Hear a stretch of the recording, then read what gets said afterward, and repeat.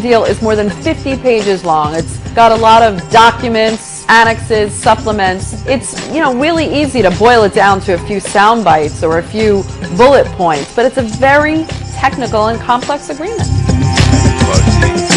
President Obama has moved ahead with the deal despite intense criticism from Republicans and the fact that the majority of Americans are against it. This is a bad deal with decades-long consequences. This deal is not just important to the United States or to international security. It's very important to Israel's security. Israel sees an Iranian nuclear weapon as a threat to its existence and wants to stop that at all costs.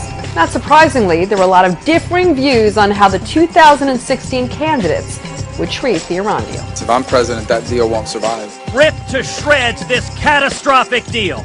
Never, ever, ever in my life have I seen any transaction so incompetently negotiated. The problem here is 5 other countries negotiated this deal with Iran for the past 2 years along with the United States, and it was endorsed by the UN Security Council. U.S. credibility is on the line. If the U.S. abandons this deal, the rest of the world will see that it does not honor its agreements, and that's why some of the candidates acknowledge that just tearing up this agreement isn't so realistic. Is it perfect? Well, of course not. But is it a strong agreement? Yes, it is. And because we've proven our commitment to diplomacy first, the world will more likely join us. As I believe that this approach is the best way forward.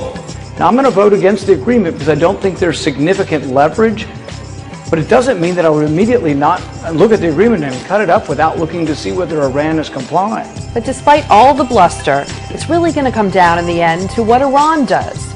If it plays by the rules and curbs its nuclear program for the next 10 to 15 years, that's one thing.